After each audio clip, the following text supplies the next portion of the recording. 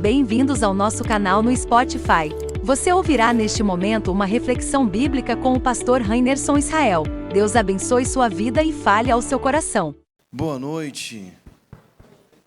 A paz de Jesus Cristo, amém? Amém, irmãos? Tá todo mundo acordado? Comeram bem hoje? Queria convidar você a abrir a palavra de Deus em Mateus 7. Vou abrir com você também. Mateus capítulo 7, do 24 ao 27. Todo aquele, pois, que ouve estas minhas palavras e as pratica, será comparado a um homem prudente que edificou sua casa sobre a rocha. E caiu a chuva, transbordaram os rios, sopraram os ventos e deram com ímpeto contra aquela casa, que não caiu, porque fora edificada sobre a rocha. E todo aquele que ouve essas minhas palavras e não as pratica, será comparado a um homem insensato, que edificou a sua casa sobre a rocha. Sobre a areia. E caiu a chuva, transbordaram os rios, sopraram os ventos e deram com ímpeto contra aquela casa, e ela desabou, sendo grande a sua ruína. Vamos orar? Vamos falar com Deus? Feche os seus olhos nesse momento e vamos falar com o nosso Deus que é eterno. Senhor Deus, muito obrigado. Que noite extraordinária estamos tendo aqui. Ó Deus, como é bom celebrar o sacrifício de Jesus Cristo perfeito e suficiente. Ao comer o pão, ao beber o vinho, celebramos, ó Deus, as memórias que são eternas e que foram eternizadas no nosso coração. O sacrifício perfeito do Teu Filho. Só estamos aqui nesta noite porque a Tua obra foi perfeita. E nós viemos, ó Deus, prestar um culto ao Senhor. Um culto, Senhor. Nós viemos adorar o nome que está acima de todo nome. E diante daquilo que é santo, a gente percebe as nossas misérias. O quanto os nossos lábios são impuros, os nossos corações são impuros. E o Senhor nos arrancou de lá das trevas, da escravidão e nos transportou para um reino de amor. Nós louvamos o Teu santo nome. E agora, Senhor, estamos diante da Tua palavra que é santa, inerrante, infalível, perfeita. O Senhor inspirou profetas e apóstolos para que nós agora tivéssemos acesso à Tua vontade. Nós estamos diante da Tua vontade. Que o Teu Santo Espírito nos conduza, Senhor, ao entendimento da Tua palavra, no nome de Jesus. E todo o povo de Deus diz... Amém. Irmãos, Jesus subiu a montanha. E percebam as reminiscências desta atitude, deste agir profético. É como se Jesus fosse o novo Moisés. Ele sobe a montanha com os seus discípulos, com os seus interlocutores, e diante deles professa, eu diria, o mais extraordinário sermão pregado por Jesus. Você já imaginou o privilégio que nós temos, irmãos? Nós estamos aqui diante do sermão que Jesus proferiu. Isso é incrível. Até pessoas que não são cristãs, como Mahatma Gandhi, souberam compreender a grandeza destes capítulos 5, 6 e 7. Ele disse: se não tivesse restado escritura nenhuma, porque a escritura foi perseguida, se sobrassem apenas as páginas do Sermão da Montanha, nós já teríamos escrito suficiente para a nossa vida cristã. Ele era um grande... Mahatma Gandhi, ele foi um grande admirador do cristianismo, da fé cristã, não do cristianismo britânico opressor, mas do cristianismo. E ele resumiu bem, talvez, as minhas próprias palavras diante deste sermão. Irmãos, se você for folheando o Sermão da Montanha, desde o capítulo 5, pode ir folheando junto comigo. Você vai perceber a grandeza deste sermão. Por exemplo, do verso 3 ao verso 12 de Mateus 5, nós temos as bem-aventuranças de Jesus. O segredo da felicidade na ótica do Evangelho. Bem-aventurados são os pobres em espírito, bem-aventurados são os que choram, porque eles serão consolados, bem-aventurados são os mansos, porque eles herdarão a terra, bem-aventurados que têm fome e sede de justiça, porque eles serão saciados, bem-aventurados os misericordiosos, porque eles sim alcançarão misericórdia, bem-aventurados puros de coração, porque eles serão chamados. Não são os que carregam ódio, os que promovem a violência, seja ideológica, seja política, não, são os pacificadores, eles serão chamados de filhos de Deus. Bem-aventurados os perseguidos por causa da justiça, bem-aventurados aqueles que recebem estigmas e injúria por causa do Evangelho, porque eles terão um grande galardão. Quer ser feliz? Quer experimentar a felicidade na ótica do Evangelho? Viva as bem-aventuranças de Jesus. Depois pode ir apalpando o sermão de Jesus, do verso 13 ao 16, Cristo nos convida à identidade cristã. Ele usa duas metáforas incríveis, sal da terra e luz do mundo. Vós sois o sal da terra, vós sois a luz do mundo, ou seja, a nossa identidade não é ter, é ser. Ele não disse vós tendes sal, vós tendes luz, não, vós sois o sal da terra. Irmãos, um sal insípido, para que serve? Apenas para ser pisado. Ninguém acende uma candeia e coloca debaixo de um velador, não. Ao contrário, num candeeiro, para alumiar a existência. A igreja é o lugar da iluminação. Nós somos luz, como Jesus é luz. Carregamos a identidade. Somos luz porque Ele é luz e nós somos corpo de Jesus Cristo. Qualquer boa ação sua, faça através da igreja, para que a luz do Evangelho resplandeça sobre as terríveis trevas que penetram as nossas próprias existências. Do verso 17 ao verso 20 de Mateus 5, nós temos a relação, eu diria, o grande mistério da relação de Jesus com a lei. Ele disse textualmente: eu não vim abrogar a lei, eu vim cumprir. E a expressão grega plerol significa dar à lei o seu preenchimento completo, a sua interpretação completa, o seu transbordamento completo. Cristo é o intérprete da lei. As pessoas estão dizendo hoje, porque virou moda, que Jesus é a chave hermenêutica. Não, Ele é o intérprete da lei. Ele é Deus. Ele inspirou os profetas e os apóstolos. Ele é o intérprete da lei. Tanto que a partir do verso 21 do mesmo capítulo, acompanhem comigo, você vai ver aparentes antíteses no texto. Ouvistes o que foi dito, eu porém vos digo. Ouvistes o que foi dito, eu porém vos digo. Por quê? Porque Ele é o grande rabi, Ele é o grande mestre, Ele é o grande intérprete. É Ele que faz a lei alcançar o seu ápice, o seu clímax. Ele é o intérprete da lei. Ou seja, o assassínio é interpretado como ódio.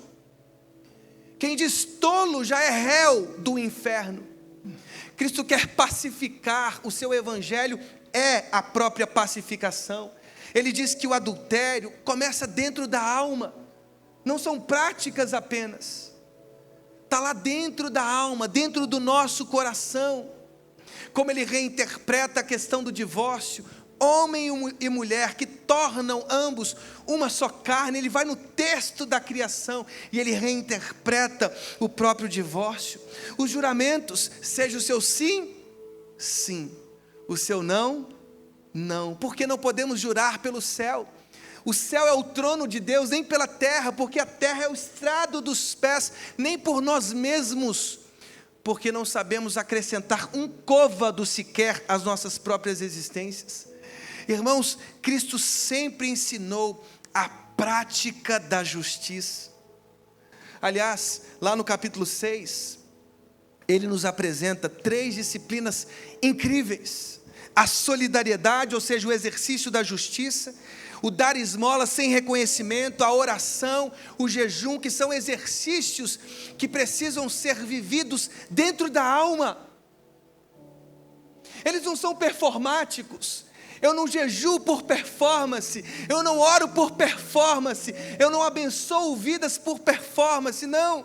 Os que fazem isso já receberam o seu salário. Mas a gente vai lá no secreto, e lá no secreto a gente ora, lá no secreto a gente desenvolve intimidade, a gente aformoseia o nosso rosto para não aparentar jejum. Por quê? Porque está dentro da nossa alma, dentro do nosso coração. A partir do verso 19 do capítulo 6, Jesus começa a ensinar o que é o verdadeiro tesouro. Não podemos acumular tesouros na terra, não, não. As traças e as ferrugens consomem todos os nossos bens materiais, irmãos. Por isso o nosso olho tem que ser a janela para que a nossa alma não sinta ansiedade. Se os nossos olhos são bons, todo o nosso corpo é cheio de luz. Irmãos, Jesus nos faz olhar para as aves dos céus, para os lírios dos campos. Observem, vejam como as aves, elas não plantam, elas não semeiam, elas não colhem, e elas são alimentadas com dignidade. Os lírios dos campos que se vestem com superioridade a Salomão. Nem Salomão vestiu tão bem como os lírios dos campos. E nós, que somos superiores porque somos coroa da criação de Deus, andamos ansiosos porque os nossos olhos são ruins, são acumuladores, são viciados em acúmulos que as traças e as ferrugens consomem. No capítulo 7, Jesus começa a dizer: não julguem, não julguem.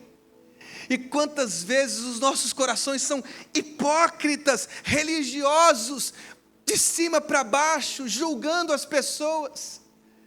Jesus diz assim: vocês estão tão incomodados com os argueiros nos olhos dos próximos, e vocês se esquecem das traves que obstaculizam as suas próprias vidas.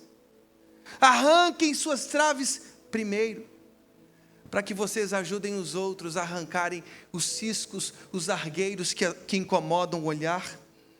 Pedi e dar-se-vos-á, buscai e achareis, batei e abrir-se-vos-á. Nós que somos maus, sabemos dar boas coisas aos nossos filhos. O Pai que é eterno, supremo, soberano, Ele nos ouve. Como é bom saber que o nosso Pai nos ouve. Até que chegamos ao fim desse precioso sermão. Irmãos, nós poderíamos ficar 1 mês expondo o Sermão da Montanha, 1 ano, teríamos conteúdo para ficarmos aqui 4 anos expondo cada verso deste sermão.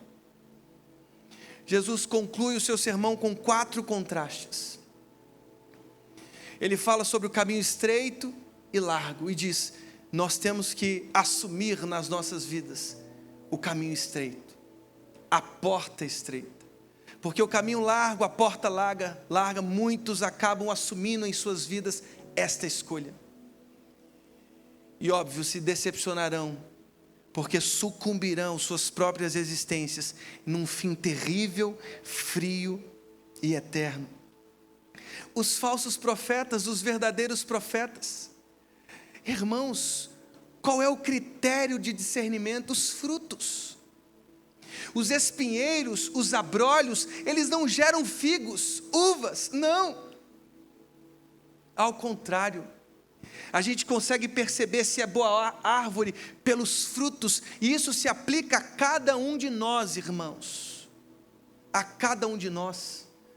Cristo está nos convidando a ler as nossas próprias almas e como a nossa alma, como a nossa psique, como os nossos corpos se encarnam nas realidades cotidianas. Quem eu sou dentro da minha empresa? Eu sou alguém que promove a justiça? Eu sou alguém que promove a paz? Ou não, eu incendeio com a minha língua? Quem eu sou na minha vizinhança? Eu sou alguém que promove o amor? Que promove o afeto? Não, ou eu transbordo em brigas, confusões, inúmeras confusões? Jesus está dizendo, você precisa observar qual o tipo de fruto que você está dando. As pessoas que estão ao seu lado, elas sentem respeitadas, amadas, cuidadas. A alegria é uma característica que você carrega. O verdadeiro e o falso discípulo, irmãos, quantas pessoas se decepcionarão no fim, porque vão dizer, eu expeli demônios, eu fiz grandes milagres, e Jesus vai dizer explicitamente, eu nunca conheci vocês, apartem-se de mim, vocês que praticaram sempre a iniquidade, até usando a religião. E aí Jesus termina o seu sermão falando sobre 2 fundamentos.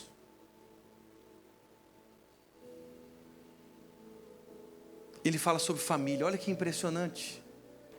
Ele termina o seu sermão falando sobre casa.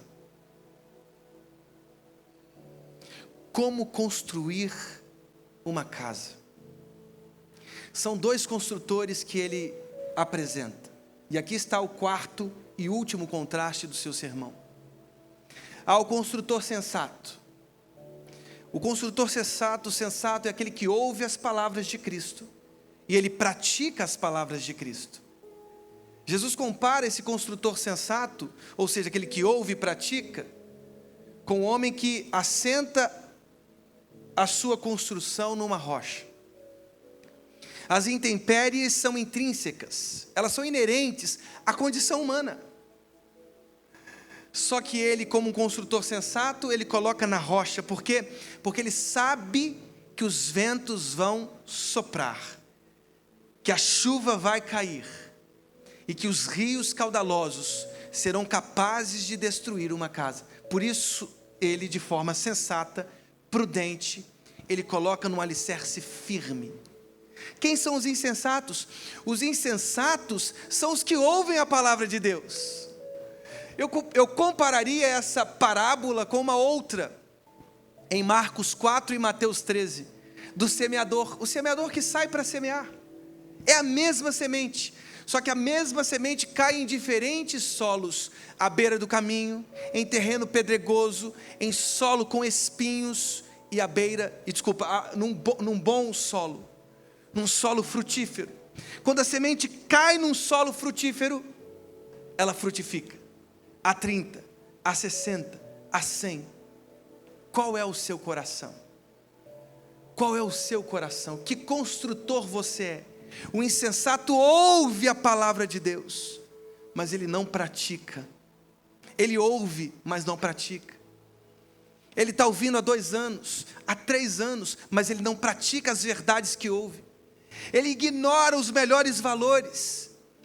E por isso ele é um construtor insensato, porque ele está construindo sua casa sobre areia. E diz o texto, que as chuvas cairão, os ventos serão soprados, e os rios caudalosos terão força suficiente para derrubar aquela construção. É nesse contraste que eu percebo 3 aspectos fundamentais para que a gente construa sobre fundamentos fortes. Fortes.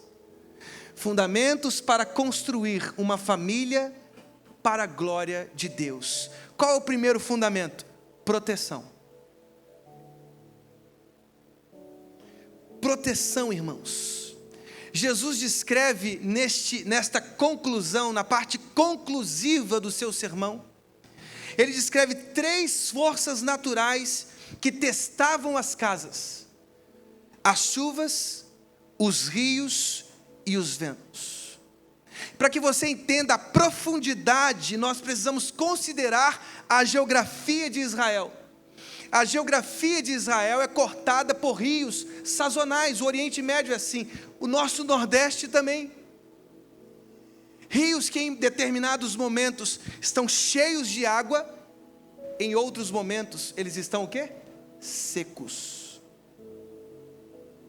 Você precisa entender que alguns rios eram sazonais. Outra coisa, as chuvas torrenciais eram comuns e caíam intensamente em poucas horas. Aqueles ribeiros rasos, aqueles rios secos, transformavam-se em rios caudalosos. Chuvas torrenciais. Outra coisa, os ventos fortes. O relevo desértico favorece ventos violentos. Irmãos, Jesus está falando sobre proteção. Proteção.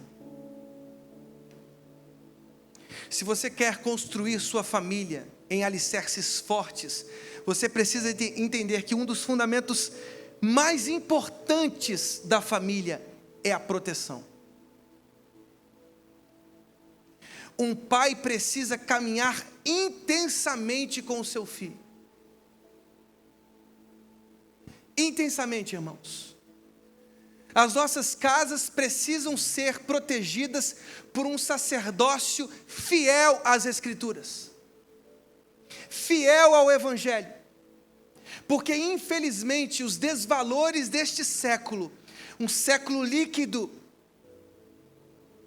um século em que as verdades têm sido dispersadas em devaneios, em loucuras, em dramas psiquiátricos, irmãos, em surtos coletivos de loucura.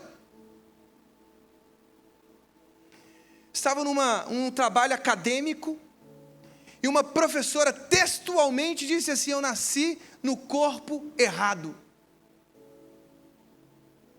O que significa dizer isso, irmãos? Acho que nem Platão no auge do seu conhecimento, ele diria uma coisa tão estranha, aquilo que somos nós. Nem lá no Fedro, nem no Fédon, ele assumiu uma arrogância tão grande, uma tirania da subjetividade tão grande como essa. Nós somos o nosso corpo. Se você aniquilar o seu corpo, você perde a sua existência. Cada célula do seu corpo diz quem você é. É impossível driblar quem você é. Eu nasci, mas o que significa nascer no corpo errado? Como acertar o nascimento? E aí, irmãos, nós estamos deixando para a próxima geração uma das cisões psíquicas mais incontornáveis. Já estamos afetando as nossas crianças, os nossos adolescentes, os nossos jovens com esse devaneio. Eu não sei se nós teremos força para fazer o contorno e voltar com a humanidade para cá. Porque a gente já aniquilou dentro das nossas, às vezes das nossas faculdades, das nossas escolas, lugar de cultura, de devoção ao intelecto, de devoção à letra, nós já estamos aniquilando as nossas próprias consciências. Proteção, irmãos. Você é o que você come, disse um filósofo alemão. Você é o que você consome. Você precisa caminhar, pai e mãe, intensamente com os seus filhos. Tornou-se urgente. Você já está atrasado se você não está caminhando assim de perto com o seu filho. Porque a sua casa já está sendo invadida, irmãos, por esses desvalores estranhos dentro das nossas próprias casas. E eu reputo um pouco da culpa à própria igreja. A igreja sempre demonizou a cultura, sempre demonizou os espaços de intelectualidade, os espaços artísticos, E aí a gente quis cultivar a vida espiritual dentro do templo. A gente falhou. Falhou. O marxismo foi mais inteligente. Percebeu o esgotamento das armas. Nada mais de revolução. Você prega Gramsci, a escola de Frankfurt. Vamos pelo intelecto, pela formação cultural. A igreja precisa voltar e entender que tudo foi criado por Deus. Nós temos que olhar para os nossos jovens e dizer: façam universidades, prestem concursos, façam graduação, mestrado, doutorado, se tornem professores universitários. Ocupem os espaços da sociedade, sejam grandes artistas, grandes diretores de filme, cinema. Nós precisamos voltar para a igreja e falar: precisamos voltar para a cultura. Um pai de família protege a sua casa, uma mãe protege a sua casa. Cuidado, irmãos, proteção. Nós estamos construindo uma família para a glória de Deus. Amém, queridos irmãos? Segundo, o esforço. Prestem bem atenção, a construção na rocha exigia esforço. Algumas pessoas construíam nos leitos dos rios secos. Por quê? Porque a terra era macia, era mais fácil de trabalhar. A questão é que esses rios se convertiam nas chuvas torrenciais em rios caudalosos. Nós tivemos um caso no Rio de Janeiro de um prédio que teve que ser implodido porque a construção era ruim. Os fundamentos eram ruins. Tudo era ruim. Um prédio há 30 anos atrás, mais ou menos, que teve que ser implodido porque foi mal construído. E por isso, irmãos, construir uma família exige esforço. Por quê? Porque em várias partes de Israel o subsolo é rochoso. Para construir uma casa sobre a rocha, você tem que remover toda a areia superficial até encontrar um alicerce firme. Observe comigo, lá em Marcos capítulo 2, nós temos 4 jovens que carregam um paralítico até a presença de Cristo. O que eles fazem?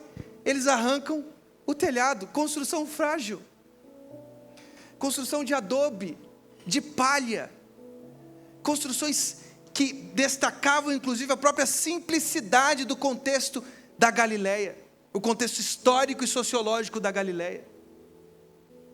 Por isso, irmãos, o esforço de remover toda a terra até alicerçar a casa na rocha, porque alicerçando a casa na rocha, ela estava firme para enfrentar as intempéries da vida. Irmãos, família é esforço. Fomos ludibriados por um romantismo superficial, que tratou o casamento, inclusive a própria família, com um olhar, eu diria, imaturo para a realidade. Não é fácil ser marido. Os maridos dizendo assim, amém, lá dentro, não, é verdade, pastor. Não é fácil ser esposa. Não é fácil ser marido. Não é fácil ser esposa. Não é fácil ser pai. Eu sou pai de 3 filhos. Eu tenho uma creche acoplada em mim, irmãos. Não é fácil ser pai. Não é fácil ser mãe. Não é fácil construir um casamento. Não é fácil. Exige-se esforço. E é muito esforço, irmãos.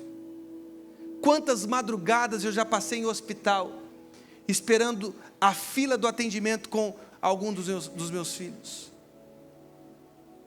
Quantas vezes eu e Priscila tivemos que fechar a porta do nosso quarto e discutir o nosso relacionamento, ter uma DR. Estou ficando contemporâneo, jovem, né? Discutir o relacionamento, porque é sempre assim,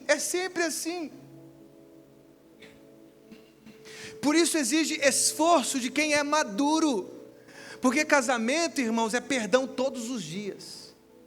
É pedir perdão, é se humilhar, pedir perdão e se humilhar também na hora de perdoar.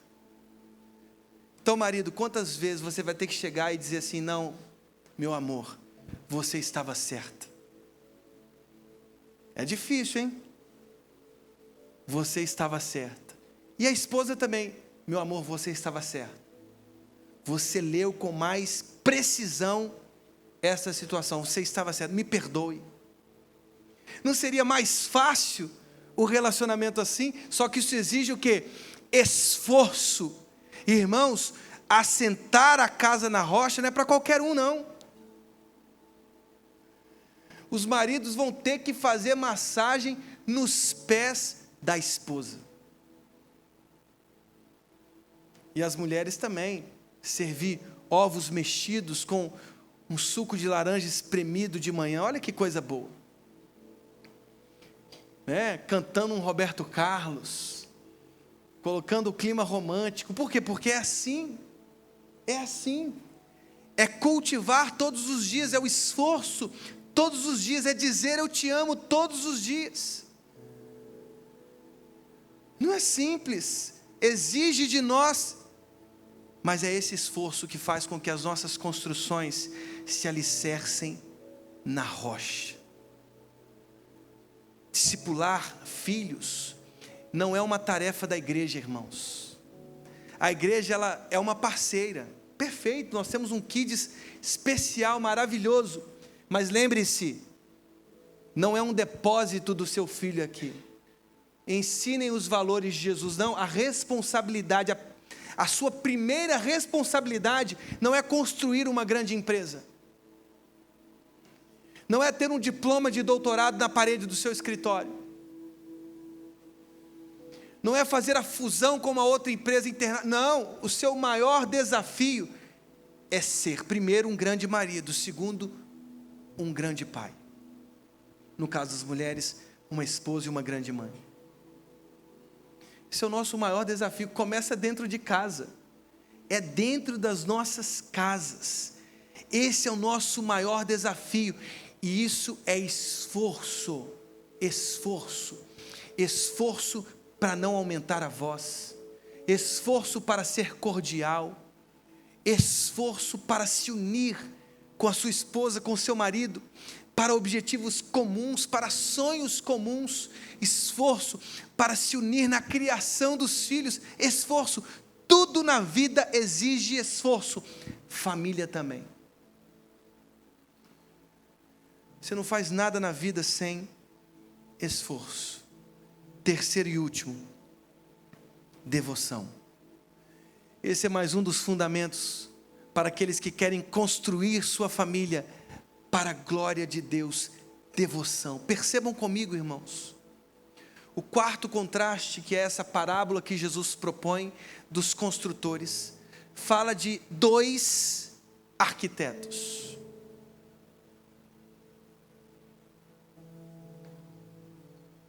Um é o sensato, diz-nos a palavra, ele ouviu e praticou. E o insensato ouviu e não praticou. Essa ideia também está no livro de Tiago, a prática do evangelho. Irmãos, amar de palavras é a coisa mais simples do mundo. A pessoa diz assim: pastor, eu amo tanto a África, eu quero ganhar aquele território todo para Jesus. Aí você pergunta: você já ganhou o seu vizinho? Você já ganhou o seu primo? O seu irmão? Você já evangelizou alguém próximo de você? Você já saiu da sua casa, andou poucos metros, bateu na porta do seu vizinho e pregou o evangelho para ele? Você já parou para pensar que às vezes as nossas concepções missionárias nos jogam sempre para espaços distantes, porque aí eu fico tranquilo, eu não tenho que fazer nada, eu só preciso continuar amando um território que eu nunca fui.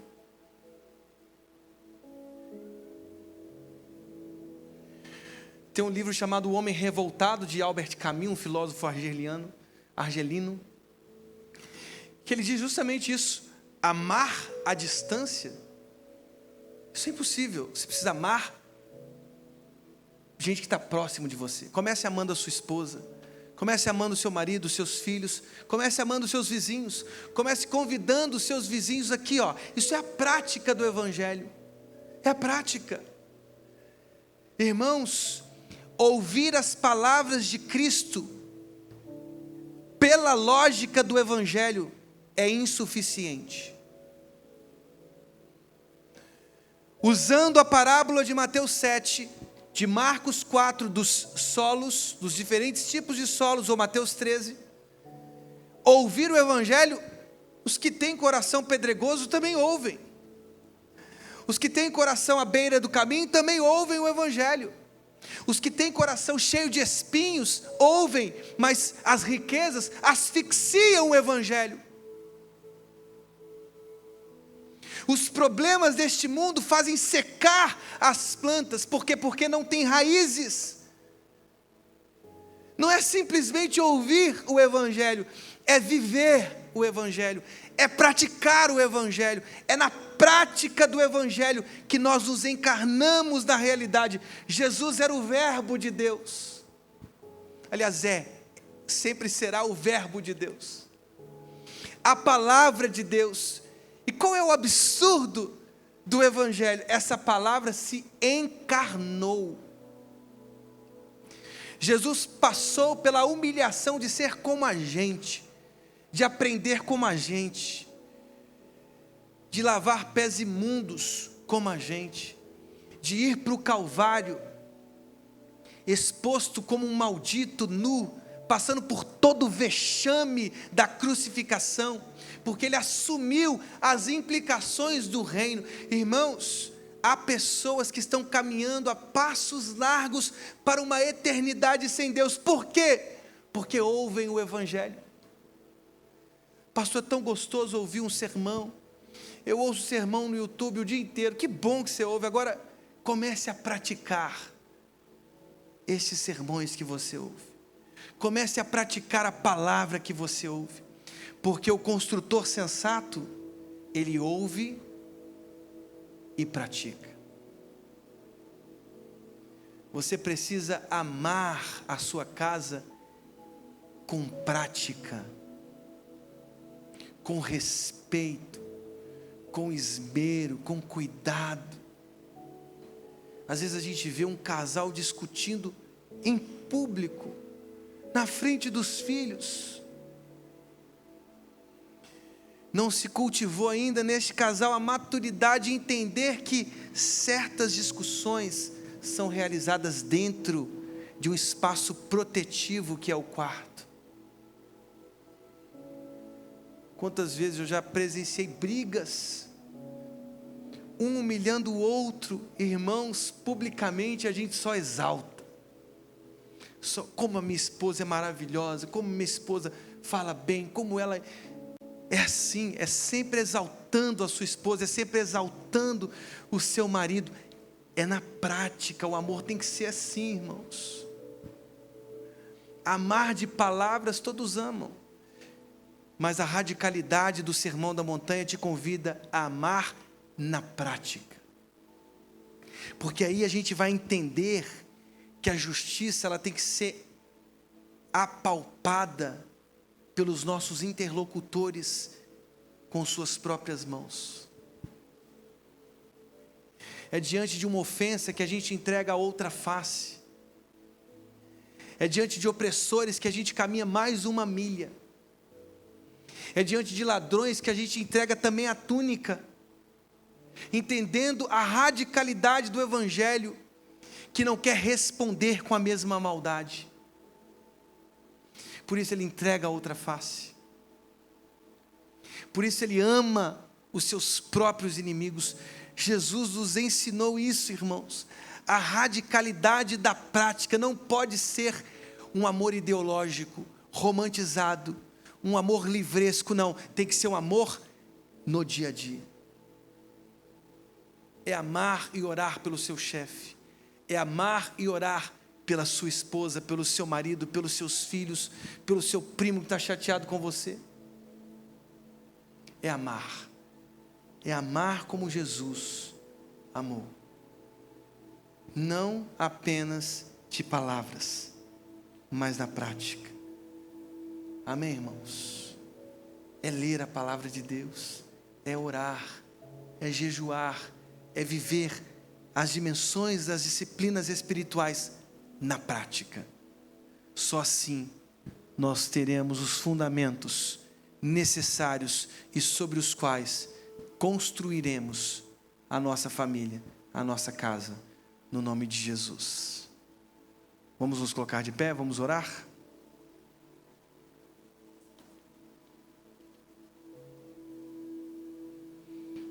Senhor Deus, muito obrigado por mais uma noite na Tua presença.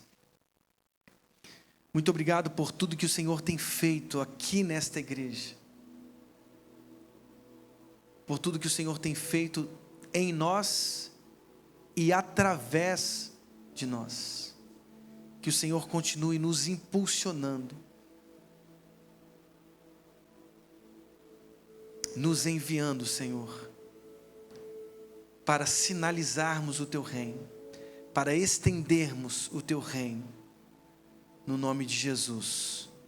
Amém.